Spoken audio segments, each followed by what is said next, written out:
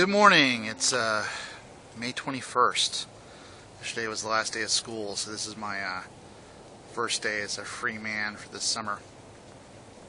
And as you can tell,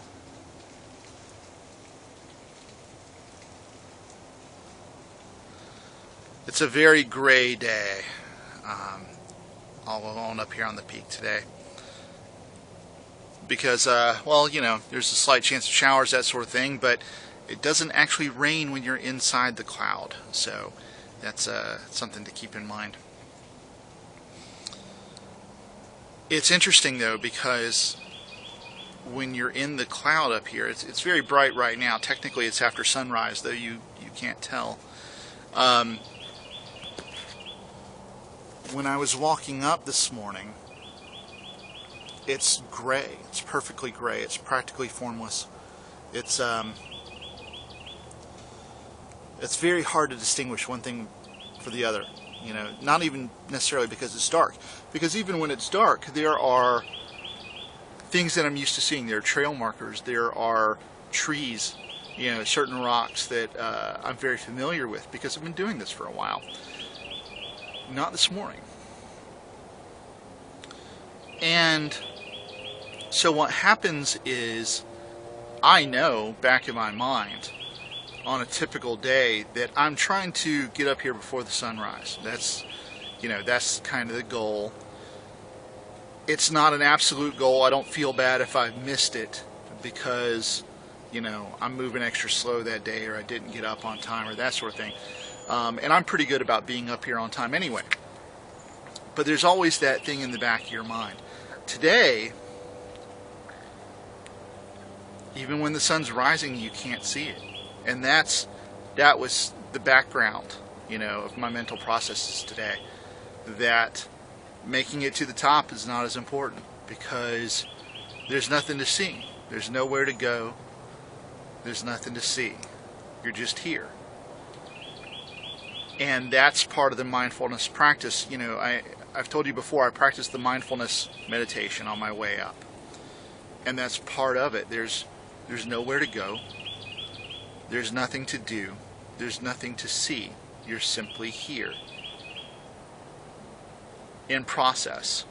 That process was walking.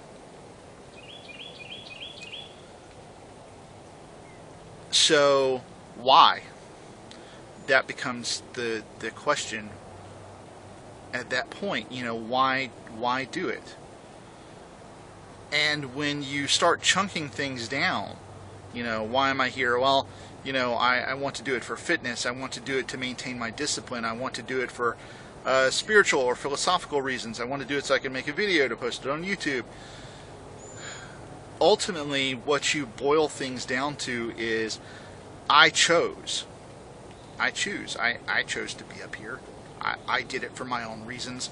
Those reasons are based on my culture, the things that I grew up in, my genetic proclivity, all these sorts of things that have rolled into making me who I am, and my conscious decision. However, I chose. And I think that's one of the most important things that you can really get out of a mindfulness practice, because if you're doing something else, ultimately it's because you chose.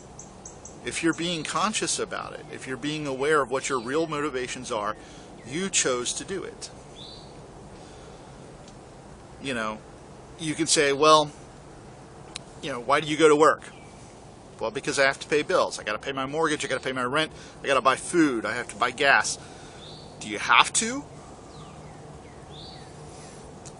You don't have to. You choose to, because, like me, I like hot and cold running water. I like toilet paper. I like TV. I like sex with other people.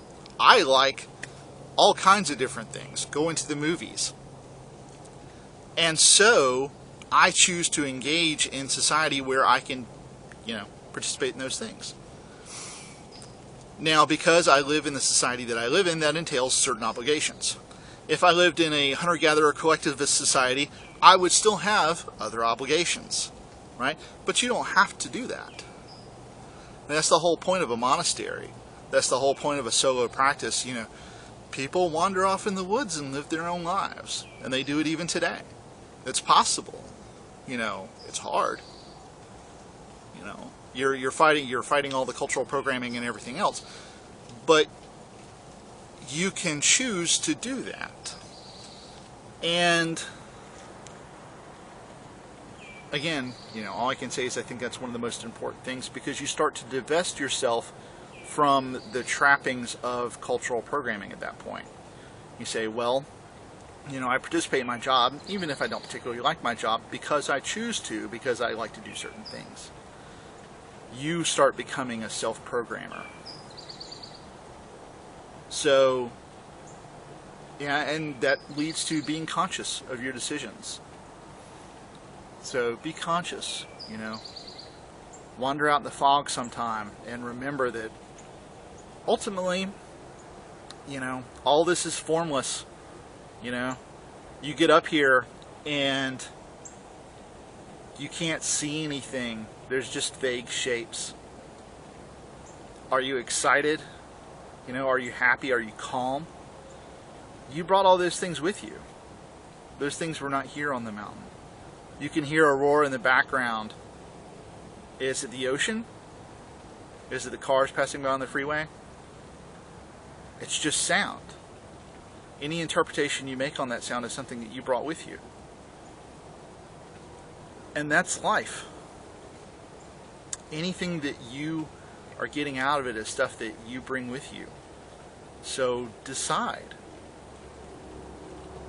If you're not doing the things that you want to do, if you're not enjoying the things that you have to do, because there are things you have to do, if you're not enjoying them, why not? Decide. There's technology out there. By technology, I mean ways to think, ways to do, ways to be, that will allow you to, enjoy the things that you can, that you have to accept. The things that you don't have to accept, walk away from, do something else. You choose. Got my first taste of larger than insect wildlife up here today, because I'm all by myself and because I'm a ninja. Had an opossum wander up and sniff me for a moment, wander away, which is good because yeah, possum bites are not fun, and they're relatively disgusting creatures too. But it's very cool anyway, because, well, when was the last time you had a wild animal literally wander up and almost touch you? Very neat. So get out there, decide to do something, be awesome, and I'll catch you next time.